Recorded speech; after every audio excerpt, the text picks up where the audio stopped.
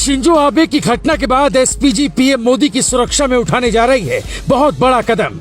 मोदी सरकार को अमित शाह और योगी की भी बढ़ानी चाहिए सुरक्षा। क्यों उठ रहे हैं कई सवाल। पीएम मोदी कई बार नहीं सुनते हैं एसपीजी कमांडो की बात। पीएम मोदी को क्यों छोड़ देना चाहिए रोड शो। जापान में पूर्व प्रधानमंत्री शिंजो आबे की हत्या के बाद से सुरक्षा एजेंसियां सख्ते में। दिल्ली में एसपीजी से लेकर एनएसजी, आईबी और रॉ तक के अधिकारियों के होश उड़े हुए हैं। पीएम मोदी की सुरक्षा को लेकर गहन चिंतन हो रहा है। ऐसे में क्या मोदी की सुरक्षा बदलने वाली है, ये बड़ा सवाल है। ये तो तय है कि एसपीजी ही पीएम मोदी की सुरक्षा करेगी, लेकिन क्या तरीका बदल जाएगा।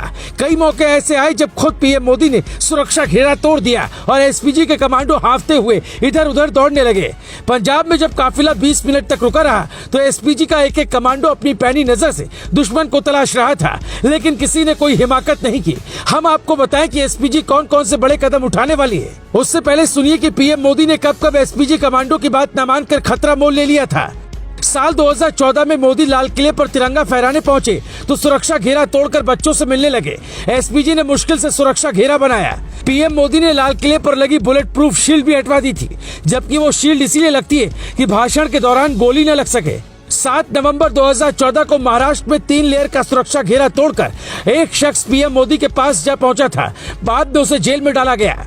26 मई 2018 को एक शख्स ने एसपीजी सुरक्षा को धत्ता बताते हुए सीधे पीएम मोदी के पैर छू लिए। इससे पीएम भी असहज हो गए थे।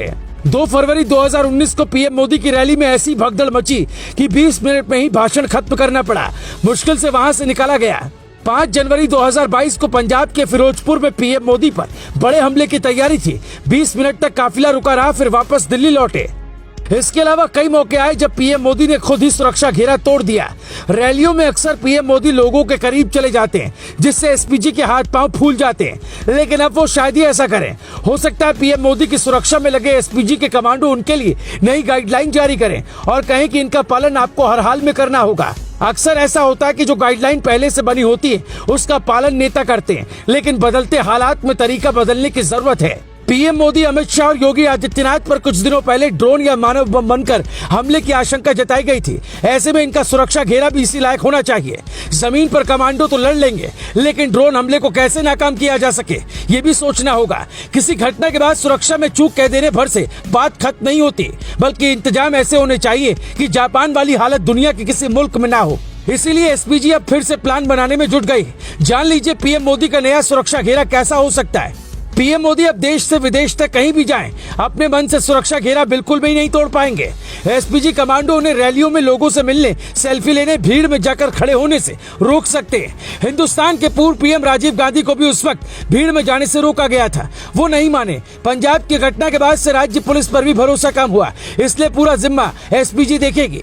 काशी विश्वनाथ से लेकर हर जगह पीएम मोदी अक्सर पैदल चलते दिखते हैं, शायद उस पर भी रोक लगे। रैलियों में, रोड शो पर बिल्कुल लगाम लग सकती है, क्योंकि मामला देश की पीएम की सुरक्षा से जुड़ा है। पीएम मोदी के अलावा गृह मंत्री अमित शाह और सीएम योगी की सुरक्षा की भी समीक्षा की जा सकती है। ये 2 ऐसे नेता हैं जिन तक कई आतंकी संगठन पहुंचना चाहते हैं। ऐसे में सुरक्षा घेरा मजबूत होना चाहिए।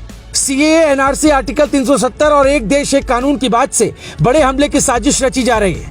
ये भी संभव है कि अमित शाह और योगी आदित्यनाथ की सुरक्षा में तैनात कमांडो बढ़ा दिए जाएं और पीएम मोदी की जमीन से आसमान तक सुरक्षा करने वाले एसपीजी कमांडो बेडरूम से बाथरूम तक की सुरक्षा और बढ़ा दें, क्योंकि कहते हैं दूध का जला छाछ भी फूंक फूंक कर पीता है। पीएम मोदी अपने दोस्त शिंजो आबे को खोने के बाद ये समझ गए होंगे कि सुरक्षा घेरा तोड़ने का मतलब क्या होता है। शिंजो आबे के पास भी सुरक्षा कड़ी थी, लेकिन वो पत्रकार के भेष में घुसा और नजदीक से गोली मार दी। Bureau report, global Bharat TV.